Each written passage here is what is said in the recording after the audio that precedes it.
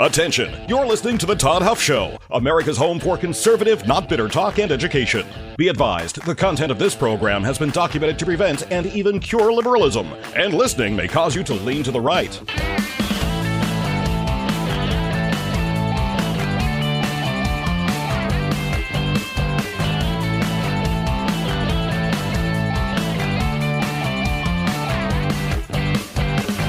And now, coming to you from the Full Suite Wealth Studios, here's your conservative but not bitter host, Todd Huff. All right, my friends, the state of Indiana, the great state of Indiana, is now front and center in this nation's latest political battle, I suppose, as we've started the process where the General Assembly, our state legislature, is beginning the process of reviewing redistricting. And there are all sorts of, misunderstandings, misrepresentations, faulty claims. Listen, you do not have to be in favor of redistricting. I am. I've made it clear on this program multiple times. I've made it clear in an open letter I wrote to State Senator Roderick Bray, who, by the way, he still has not gotten back to me. Crickets all over the place, which is inexcusable in its own right. Not just because, by the way, to be clear, not because it's from me. I'm a constituent.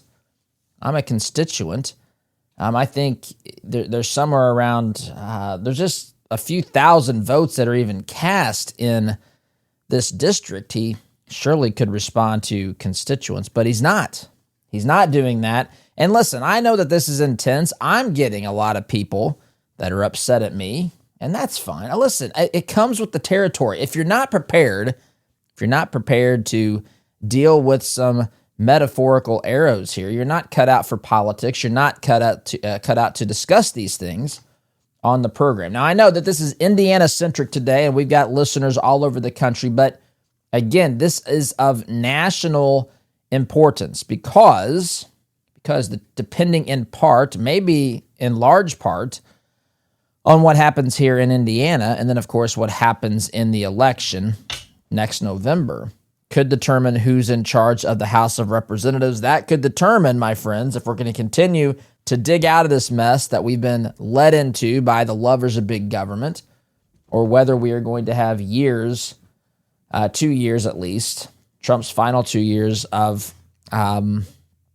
investigations, impeachment, obstruction, weaponization of government. This is, listen, I don't want to overstate this, but we are in the fight for the survival of our constitutional republic. Make no mistake about it. That is what's going on here. In fact, maybe even for this is the fight for the survival of Western civilization. We have to win this. You cannot compromise politically with people who are diametrically opposed, have a diametrically opposed worldview than those of us who are constitutional conservatives. We have to defeat them. And I mean politically.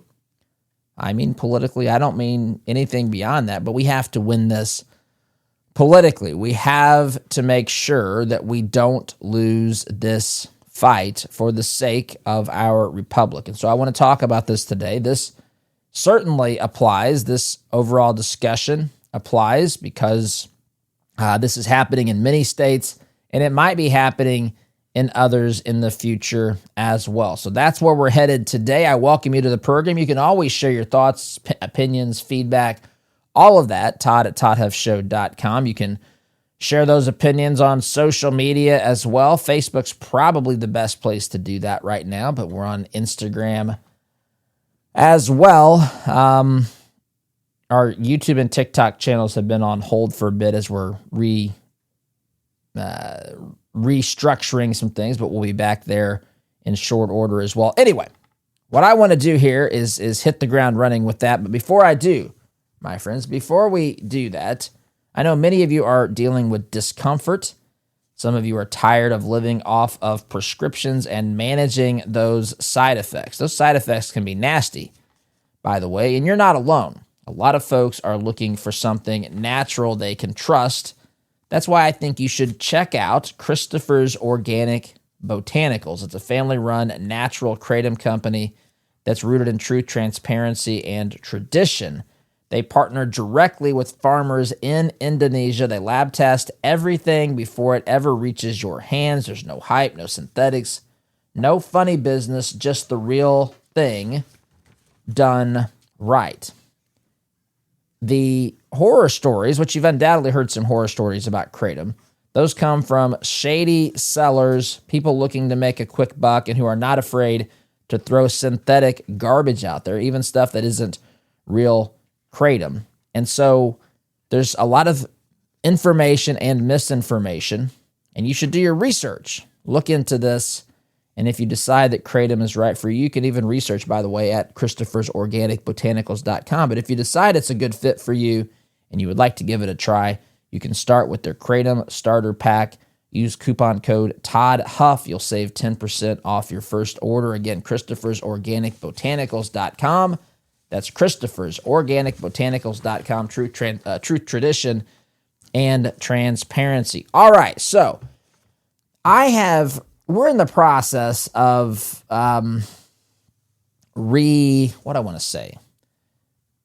making some changes to the program. And one of the things we're ramping up now is just the process of doing more interviews, which there's a lot of stuff going on besides behind the scenes, I should say.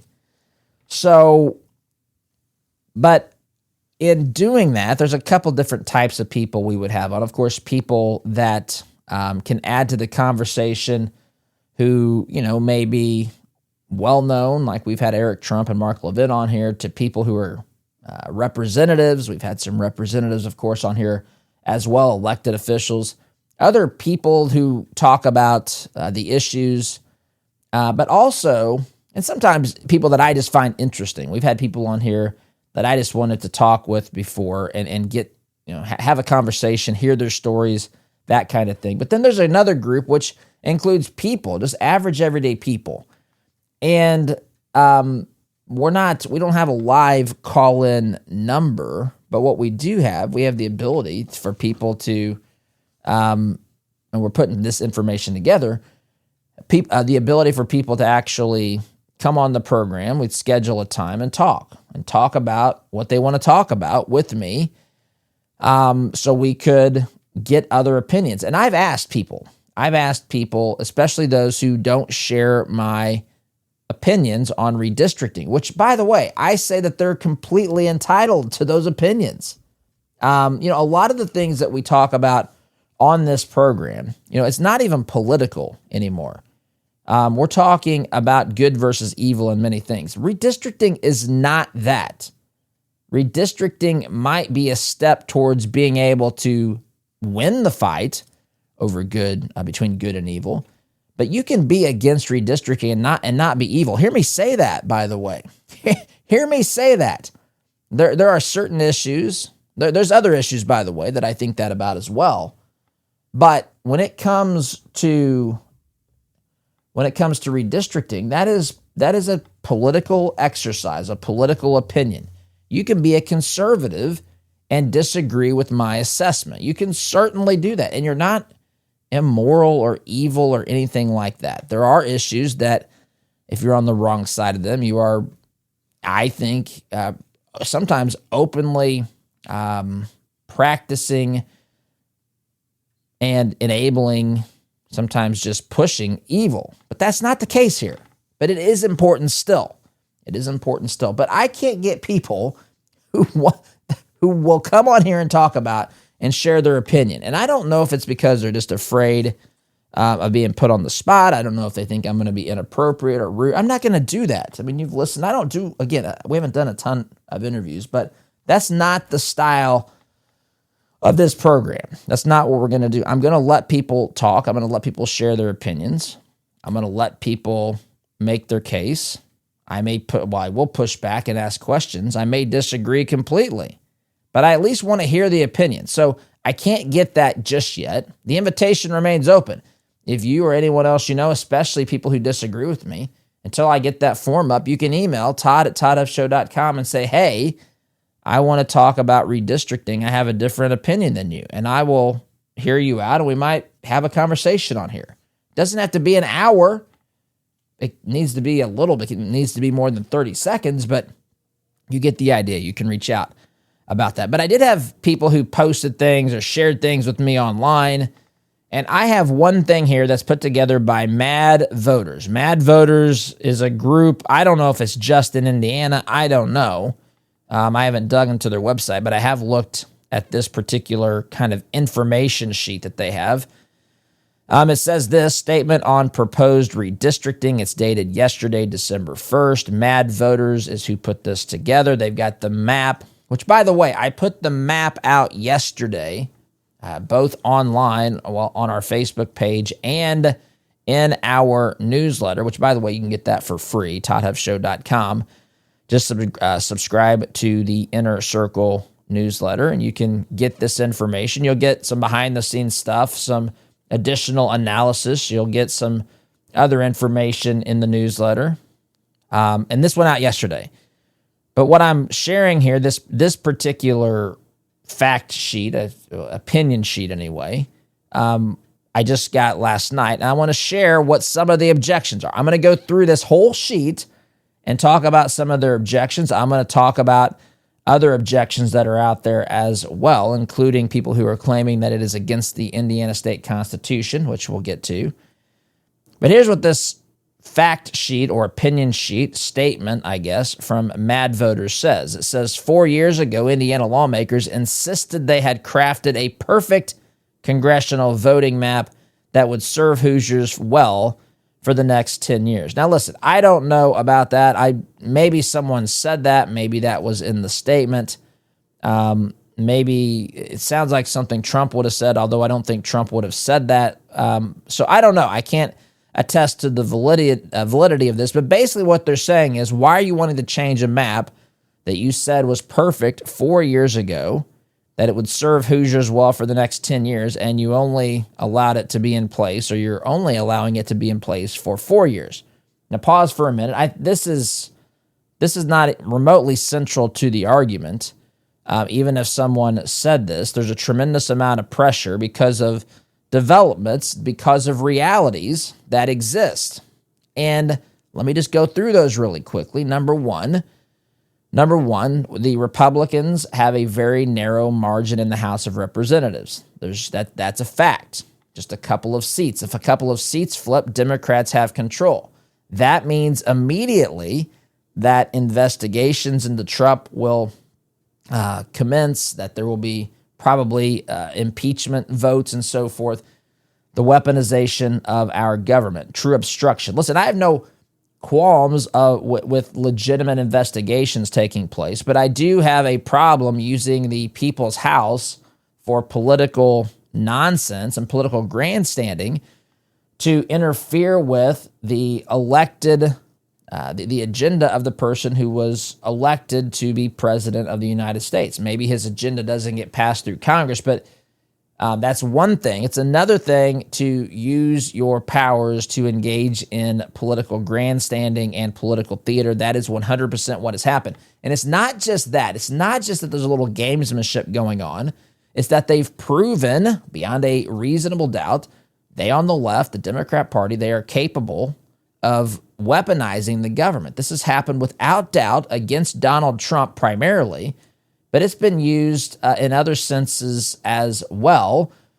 I go back to the Lois Lerner investigation when she was with the IRS and they were investigating or obstructing conservative groups from being able to get their proper IRS status. It was a difficult process. They were targeting conservative groups, trying to delay them, keep them from getting on their mission, just make life difficult for them. And for these smaller nonprofits and so forth, that can be a very, very big barrier. You've got to be able to get out there and do your job. There's all sorts of examples of this. This started well before Trump entered the White House. They were spying on his campaign. I mean, I don't want to go through the whole thing. There was impeachment 1 and impeachment 2. Russian collusion, delusion, all this stuff. Then there was everything that happened after January 6th, claiming he was calling for an insurrection, an overthrow of our government, which of course is preposterous. They doctored or they edited his speech. BBC's one of these folks. In fact, they may be looking at a lawsuit from Trump. We talked about that not that long ago. But there is this, they doctored what he was saying to mislead the people into making it look like, even with the doctored tapes, there's a lot more to it, and reasonable people understand that. But it led many people to believe that Trump was calling for the people on January 6th to go down to the Capitol building and just take it over, which is crazy. It's not what happened. But listen, I don't want to go through all that. You know, you've seen this happen. You've seen the law change. Trump was the first to have certain charges brought against him. The 34 felonies is really one alleged felony to have happened multiple times, and the law was changed in order to be able to, or it was prosecuted in a way that has never been prosecuted before. I mean, Trump was the first in so many categories when it comes to what he's had to deal with. And we know that this is what happens. I've said it before. I will say it again to the radical left. This is not, I don't mean this to every Democrat, but I will tell you this. In Washington, D.C., many of these Democrats are radical leftists, or they are highly influenced by the radical left. And to the radical left, government is God. I've gone through this extensively. And they will do whatever it takes, as long as it takes them, so long as it takes Trump away from 1600 Pennsylvania Avenue. Or at best, it prevents him from doing what he was elected to do. They will do whatever they can to stop this. This is the Seinfeld-Newman strategy. I've been through this dozens and dozens and dozens of times. And this is their strategy. And so when you factor that in and you combine that with the fact that this country was, I would say, intentionally harmed by the leftists when they are in political power. The left wants to remake this country into something that it was never intended to be. The left hates this country as founded. I know that sounds like nails on a chalkboard to many of your ears. It sounds like that to me as well. I can't personally understand why someone would feel that way, but they absolutely do. Wide open borders. They didn't care what danger they put Americans in. They were prepared to bring people into this country to cause havoc and turmoil, and ultimately to change, hopefully from their perspective, the amount of people who were voting for their insanity, dilute the vote. You want to talk about real dilution of votes when we're talking here about redistricting? It's having open borders. Do you know in 2020 that illegal aliens were counted in the census? I've shared this on here before as well. There were two reasons that they were given. This was an executive order given by Biden to count those folks. And that absolutely impacted how many representatives each state got. You want to talk about silencing the voice of the American people, giving a voice to people who aren't even supposed to be here. You realize how crazy that is? There's no universe in which the illegal alien population should be counted towards the U.S. Census. But they say it's for two reasons. Number one is to determine how many federal dollars are assigned to each area of the country based upon population, and it's also used to determine the number of representatives. The same people who have problems with our state here in Indiana redrawing districts according to the law are not saying a word about this. There are estimates. I'm not going to give the estimates that I think, because I don't ultimately know. But if you're looking at, 20 million, 15 to 20 million illegal aliens in the country that could have been counted in the census, that is a lot of people. And there are states that lost representation because of illegal aliens, and there are states that gained representation, getting additional seats. So the folks that enable this, the folks that empower this sort of thing from happening, are the Democrat Party, the folks who enable that to happen. They're Democrats. They're Democrats here in Indiana. They're Democrats all over the country. And so what is wrong with people wanting to stop that with that's just one example, by the way, stop that with every legal tool in their arsenal. Redistricting is a legal tool, not illegal. It is a legal tool. It is not immoral. It is not unethical. But this sheet here that I'm referencing here says, but now some Republican lawmakers are saying that this map, the Indiana map, needs to be redrawn 6 years early to ensure their party stays in power after the midterms. I've shared on here before. That's certainly an interpretation. This is a political exercise. This is a political fight. People like me are tired. We are tired of having this system used against us. And then when we try to respond or take action to fight back against the side that wants open borders, no voter ID, the side that counts illegal aliens in the census and literally creates congressional seats in states that shouldn't have these extra seats and takes them away from other states. They're lecturing us on wanting to figure out a way to keep people from being elected to enable this garbage to happen.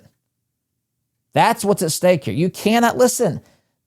They need to be stopped at and we should use every legal and ethical, moral tool at our disposal. It is 100% legitimate to use this as one of those tools. Now, they say that this is cheating, this is election rigging, it's disgraceful and unethical. How? Tell me how. Tell me how it is cheating. Tell me how it's cheating. It doesn't explain it. It just makes a statement. This is cheating, it says. How is it cheating? How is it rigging elections? You know, every person who registers to vote, I got to take a break here. Every person who registers to vote can still vote. Maybe if your party, Democrats, would put together some sane candidates, maybe they could win elections. In fact, we've diluted Republican votes and spread them over more districts, so more districts should be in play. Are you going to be able to secure those votes? I don't know. It's possible. We'll see. Time will tell. Friends, I've got to take a break, but want to remind you that if you have a concern about your heart's health, cholesterol, if you have a history of high cholesterol, if you have a family history of high cholesterol, heart issues, take a look at Soltea, Soltea.com, Soltea. This is a all-natural product that has been proven, scientifically proven, to lower cholesterol. It's done this for lots of folks, may be able to do the same for you. It's totally natural. And you can check it out and get 50% off even, plus free shipping at Soltea.com when you use my name, Todd, during the checkout process. Soltea.com, Soltea.com, promo code Todd. Quick timeout for me, my friends, back here in just a minute. Yes, my friends, someone tell me how this is cheating. What is your definition of cheating? Would these districts, if they had been drawn in 2020, 4 years ago, or 2021, I guess, after the 2020 census, if these districts had been drawn then, would that have been cheating? What is your problem here? How is it cheating? How is it rigging elections? Listen, if you take political parties out of this mix, if you stop looking at this as Democrats and Republicans, if you stop looking at the overall vote, by the way, have you ever heard me complain about how Massachusetts draws their districts? I have made comments on how Illinois truly gerrymanders. Gerrymandering, by the way, refers to incredibly odd-shaped districts that go out of their way to group certain people, certain cities together. That is not what we have in this particular instance. These are not gerrymandered. Indiana's proposed map here basically most of these areas are the entire county. Not every time. Sometimes it splits counties or cities, which of course is where most Democrat voters are. Marion County, which is where Indianapolis is split into 4 districts. This is considered, I guess, immoral. I don't know why. Someone needs to explain that to me. Is there something in the Constitution? Is there something that comes from the hand of God that says you can't split Marion County into 4 districts? Why not? I mean, I understand then it might put you at a political disadvantage. But you can absolutely, if you got your head on straight, Democrat Party, and I'm not here to help you do that. I mean, listen, if it would move you away from radical leftism, if Democrats would care about the Constitution, again, stop hating America as founded, stop electing people to leadership positions in Congress who felt that way, if the Democrat Party had an absolute reawakening in that sense, and it wasn't the anti-American party, then this actually could be good for everybody. But that's what the Democrats are going to have to do here. They're going to have to stop nominating people who are radical or people who are supporting radicals or a godless worldview in our nation. Who do you think started this incredibly insane trans agenda? Who did that? Who gave us open borders? Who's given us government waste, fraud, and abuse? Listen, I'm not here to say Republicans, and especially Rhino Republicans, are nowhere to blame here. That's not my point. But the insane radical madness is 100% coming from the radical left, which of course has found its home in the Democrat Party. Someone tell me how this is cheating, how it's rigging elections. You know, it's remarkable to me, if you think about this. You go back to 2016, Democrats told us then that Trump stole an election by tricking Hillary voters into voting for Trump, into voting for him, using Putin and his vast team of social media marketers who tricked them into voting for Trump. So to a Democrat, to the left today, someone who, I guess election rigging involves a slick advertising campaign. It's not what election rigging is. What election rigging is what the Republicans accused Democrats of doing in 2020. If you've seen 2,000 Mules, I even said back in 2016, the last step in a master plan to steal an election is not an advertising campaign. I said if this is how effective these advertisers are, these people who social media marketers were in 2016, every single company in the world, every single political campaign would have been hiring these people to run their campaigns. But that didn't happen. That was a narrative given to people who, dare I say, were just ignorant or willfully stupid to believe this nonsense. It was the dumbest thing. I remember saying at the time, it's the stupidest thing I have ever heard, pushed repeatedly on a national scale, that people believed and some people still believe.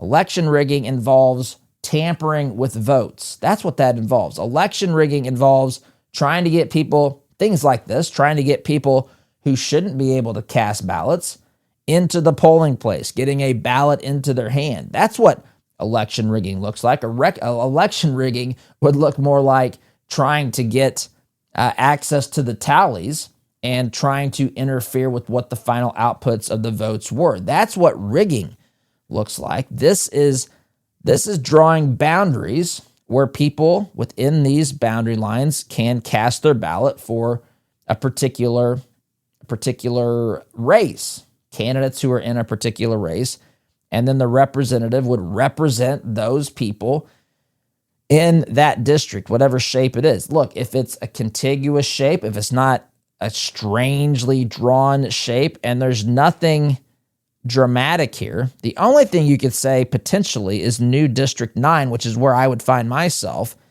but that's a stretch to say that that's truly gerrymandered. The term, by the way, gerrymandering, comes from 1812 when there was a seat drawn in Massachusetts that people said looked like a salamander, so it turned into the, I think the governor at the time, his name was something with the word Jerry in it, so it became gerrymandered. It's going out of your way to draw absurd shapes, in order to get the outcome that you're trying to get. Compare this to Illinois, compare this to other states, and you'll find that this is incredibly mild and this is not gerrymandered, but they say that this is disgraceful and unethical. Why? Tell me why it's unethical. Tell me why it's disgraceful. I had someone on social media say that she was embarrassed by this map. I asked her why. I asked her twice. Crickets. Nothing. Why is this embarrassing? What is it about this map that's embarrassing? What is it about this map that is election rigging? I don't even know what that means. How can a map be election rigging? And I mean, stopping people from voting would be election rigging. Allowing people who are not supposed to legally cast a ballot to vote, that's election rigging. Dumping fake ballots into the counting process would be election rigging. Those are examples of election rigging. This is not. These are boundaries. Make your case, campaign, get support and for your candidate, and get votes. That's not cheating. That's what this says. They think that they're making the case for cheating here. Continuing here, it says the proposed map released just hours before the 2026 session begins early splits Marion County into fourths, depriving residents of our most populous city accurate representation. There's nothing that says Indianapolis has to have one representative. What does that even mean? What if Indianapolis had more than enough people for even one congressional district and you split it? Is that wrong? Again, what are the lines supposed to be? There's nothing that says any party should have any number of districts. There's no such thing as a Republican seat or Republican district. There's no such thing as a Democrat district. I understand in practice that there are these things because that's how we refer to them. If Republicans routinely win a district, you say that's a Republican district and so forth. But that is just in practice. There's nothing that says that anyone has a right to any of these things. And this idea of proportional representation is nothing at all like what the founders set forth. Just because 40% of this state votes Democrat in national elections does not mean that they win 40% of the vote. I did a little bit of research, and I'm not going to be able to do this segment, but I'll talk about it in the next segment. It's possible. If you're a fan of the NBA Finals, of course, the Pacers went last year. The Pacers are not going this year. I think they're 4-17, I think. Gee whiz. Been decimated by injuries. That's another story. But it's possible for your team to, in the NBA Finals, in the World Series, to have more total points or runs than the opponent, but yet you lose the series. That's 100% possible. It has happened in the past. In fact, one example, the team that won the World Series, the team that lost the World Series, scored twice as many runs in the World Series than their opponent, the eventual winner of the World Series, did. But that is possible. So it's how. So no one would say, well, they scored more runs but lost more games, so they should win the World Series. This is the rules of the game. This is how this is established. And I want to share a little bit about that on the other side of the break. Before I get to that, my friends, let's be honest. When your financial world starts getting a little more complicated, you need more than one-size-fits-all advice. That's where Full Suite Wealth, Jason and his team, shine the brightest. Their team specializes in working with families and individuals at your level, offering personalized guidance that goes far beyond the basics, from private equity and private credit to option strategies and coordinated legal planning. Full Suite Wealth helps you see the big picture and make confident decisions about your legacy. It's all about having a dedicated team help guide you every step of the way so you can focus on what matters most, your family, your goals, your future. If you want real confidence in your financial life, visit fullsuitewealth.com. That's fullsuitewealth.com. Build your legacy, secure your future. Timeout, my friends, is in order for me. You're listening to Conservative Not Bitter Talk. I'm your host, Todd Huff. Back in just a minute. Welcome back, my friends. I'm going to share with you just an analogy here. 1960 World Series between, who was this between? The Pittsburgh Pirates, New York Yankees. Pittsburgh won the series 4-3, 7-game series, but they were outscored in that series 55-27. Now, that might sound like it doesn't make sense. The Yankees scored, 28 more runs, but yet they lost the series. And I'll explain this really quickly. It's the rules of the game. It doesn't matter. It's just, they know this. They know this. You have to win. You can't score all your runs in one game. You can't have every vote in one district be for a Democrat and think that that should be applied equally. This is the stretches that they have to make to try to say that this is some sort of immoral thing to do is wild to me. But again, we don't have any thinkers out there. There's some, I know you are, but I'm talking about in this larger conversation, there's just people who feel. They feel and they say things like it's cheating, and then other people say, oh, gee, I don't want to be a cheater, and then this is not cheating. Anyway, we'll get to that in a moment, my friends. One of the, investments that we make are like seeds that we plant. They grow, they multiply, but are they bearing the kind of fruit that you want them to bear? At 4-8 Financial, they believe your money should reflect your values. They specialize in wealth management and biblically responsible investing, screening out companies that do not align with your faith. It's all part of their purpose-centered, financial planning, helping you live a life of meaning and purpose. You can see.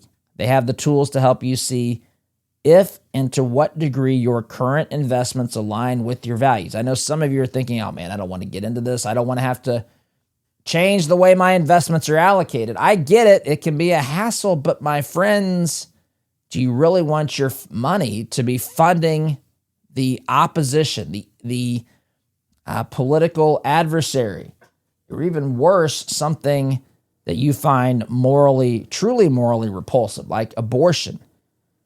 If you don't want to see those things being funded by your portfolio, go to 48financial.com/Todd. That's 48financial.com/Todd. Take a quick assessment and see to what degree your investments align with your values. 48 Financial, they're here to worry about your money so you don't have to. All right.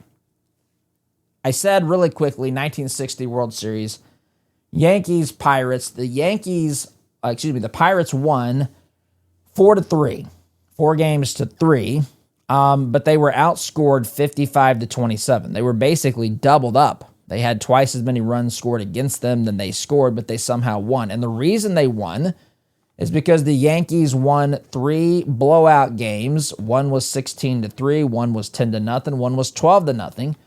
And the Pirates won 4 close games. They won one game 6-4, another 3-2, another 5-2, and another 10-9. So they won 4 games that were close. The Yankees won 3 games that were blowouts, thereby giving the Yankees a lot more runs, but not the same number, fewer victories. They lost the series. This is similarly to how districts are drawn or how votes are tabulated in districts.